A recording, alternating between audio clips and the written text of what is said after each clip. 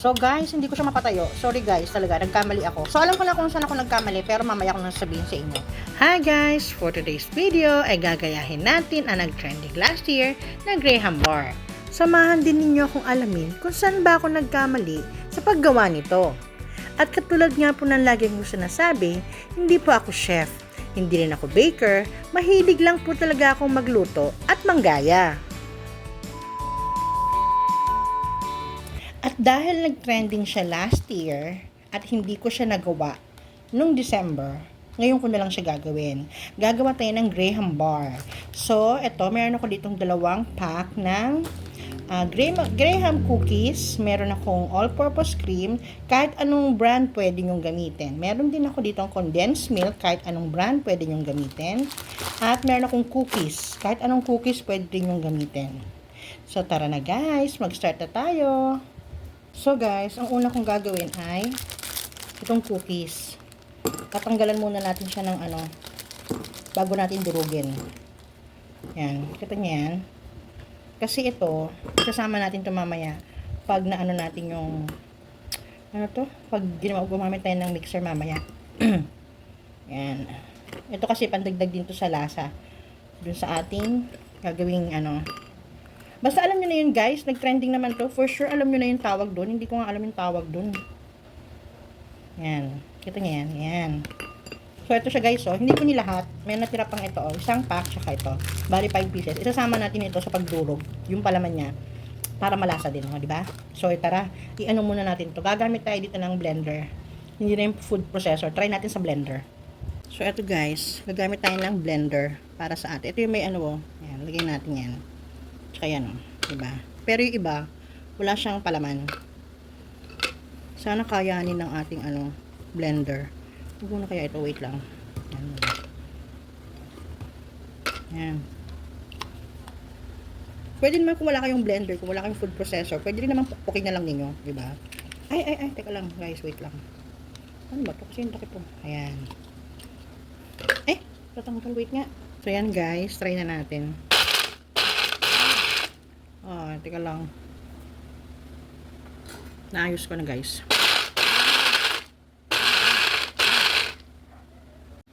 So ito na guys, sali na natin. Yan. O diba? Hindi nadurog yung iba. So carry lang yan guys kasi uulitin natin yung iba na hindi nadurog. Diba? So guys, ito ibalik natin yung mga hindi nadurog. Diba? Oy, malinis yung kamay ko. Wag kayong dyan ha. Malinis yung kamay ko. Huwag na kayo magreklamo. Manood lang kayo. Okay, game?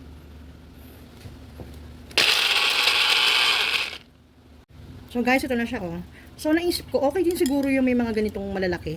Para pag kinagat mo yung yung Graham Bar, meron kang makakagat ng mga cookies, di ba? So guys, ito na yung ating all-purpose cream. Ayan. So ito na guys. Minimix na natin yung ating all-purpose cream.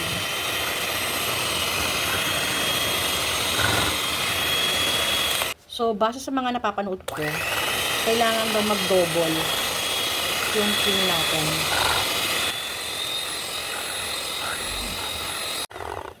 So, guys, parang may mali sa ginawa ko.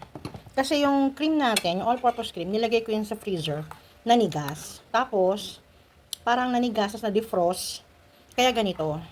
Pero, alam niyo naman ako, hindi ako sumusuko pag nagkakamali ako sa mga niluluto ko o sa mga ginagawa ko.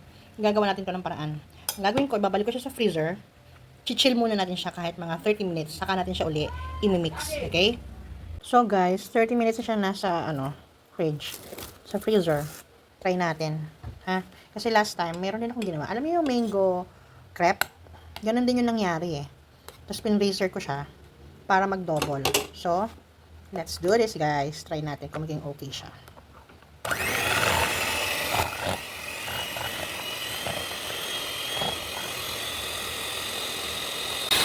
So guys, ayan, medyo matagal pala talaga siyang i-whip.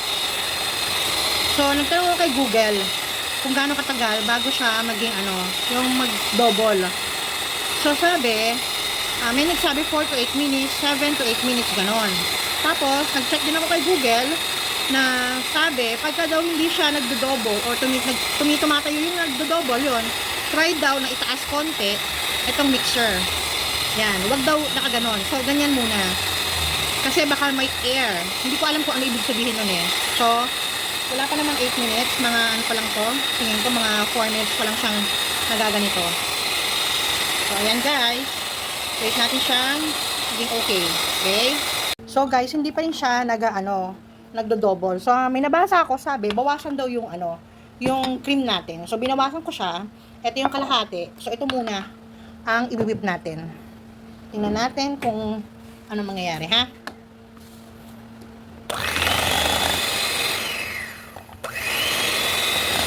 Saka sabi, yung munang slow, mabagal muna.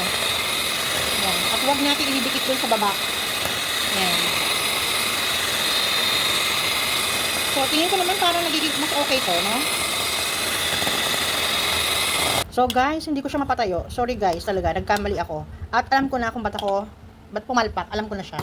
Pero, syempre, hindi pa rin natin to sasayangin. Kahit hindi ko siya napatayo, tutuloy pa rin natin, di ba? Kasi titigas pa rin naman yan eh. So, ilagay na natin yung ating cookies. Ayan. Pwede pa to, guys. Yung kalahati nung all-purpose cream na may gatas, may gagawin ako doon. Pero, tingin ko bukas ko na gagawin yon kasi medyo mag-alas 7 na ng gabi. So, ayan, guys. Tutuloy pa rin natin to, guys. Okay, magkalala. Hindi yan masayang.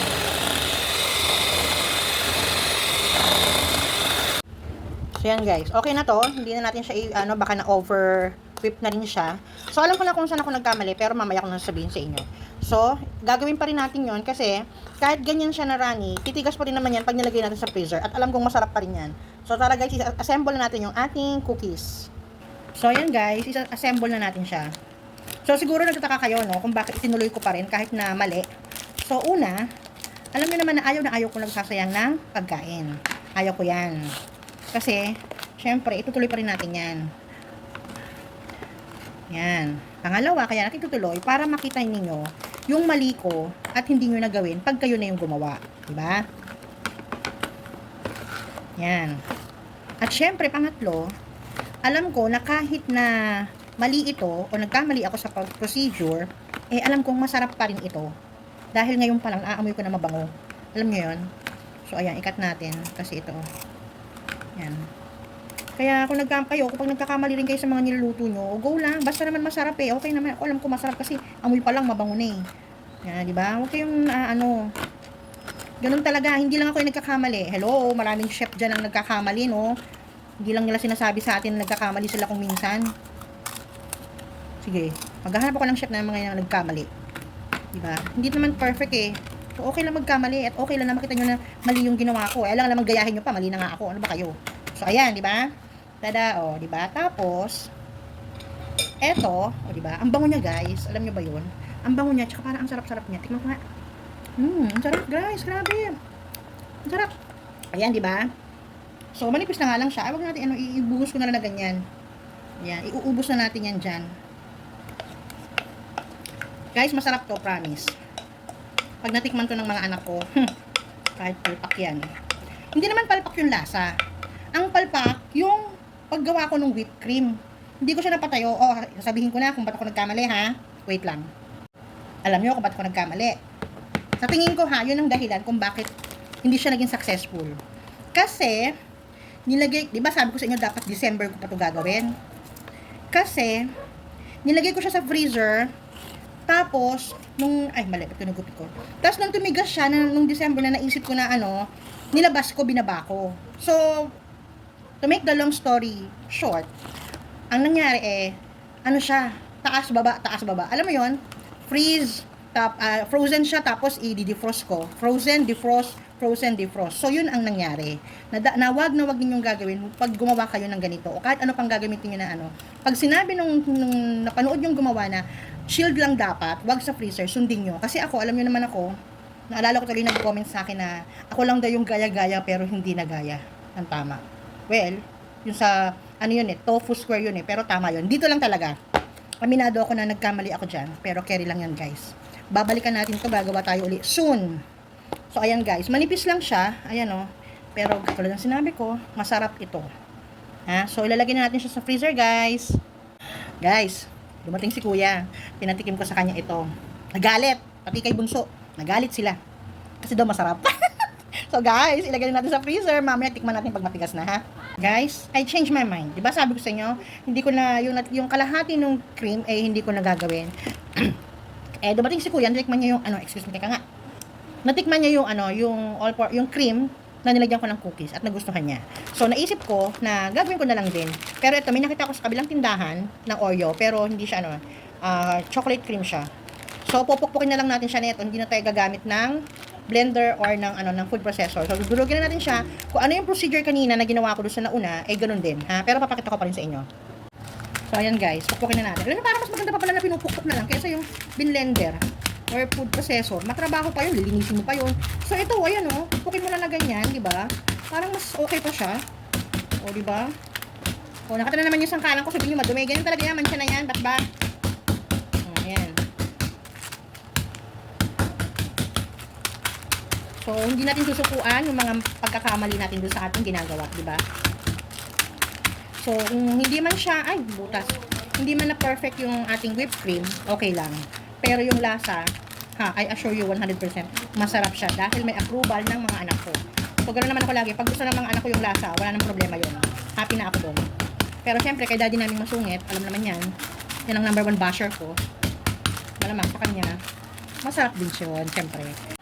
So guys, ito na yung ating kalahating cream. So sasali dito natin siya i-whip kasi ito medyo malaki ito eh. So ito maliit. Yan.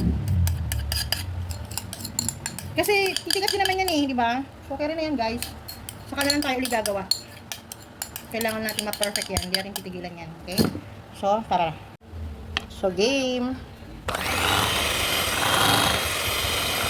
Whip lang natin ng konti kasi lalagyan natin yung cookies natin. So mga 4 to 6 minutes tayong 4 to 6 minutes tayong mag-whip na ating cream. So guys, ayan na siya. Lalagay na natin ang ating cookies.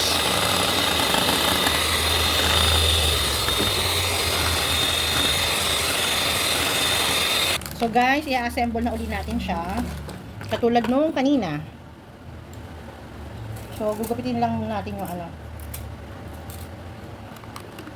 para mag-shape siya. Yan, nasobrahan yata.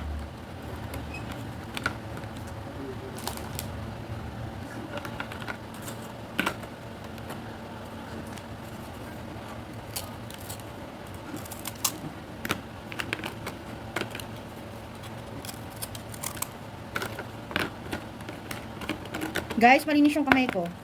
Nothing to worry.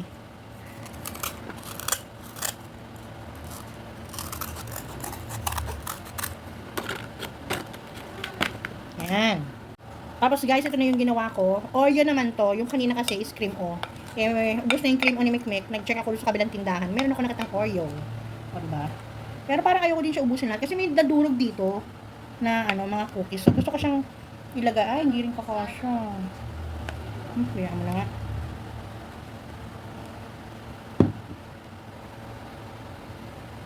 Lagay ko na nga lahat.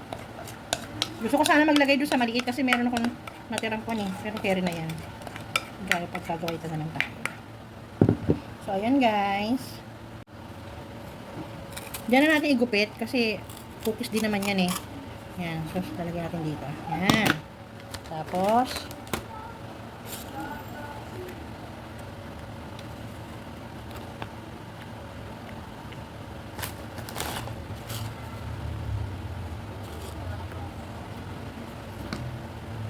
masarap kasi dun sa cream niya na meron kang makakagat na mga cookies pa. Kaya okay lang na may buo-buo dun sa ating cookies. So ayan guys. Lalagyan na natin sa freezer to. Oh, di ba? Manipis lang siya guys. Ayan oh. Pero carry na ay sorry, ito pala. Manipis lang siya, pero okay lang 'yan, di ba? Sa susunod pag gumawa ako, I make sure na tama na siya.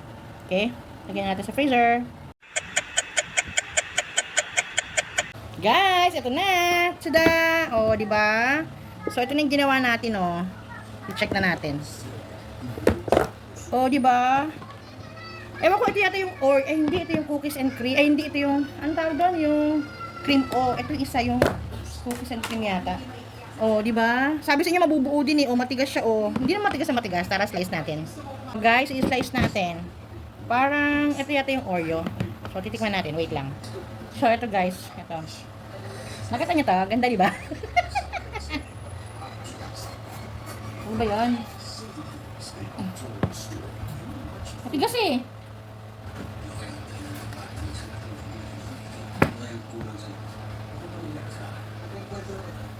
2 hours later. Grabe naman. Ayan na, oh. Oh, di ba?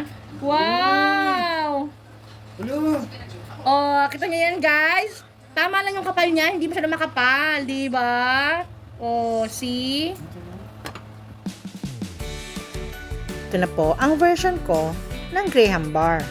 Pumalpak, pero masarap. Sana may natutunan kayo. Thank you for watching. Bye!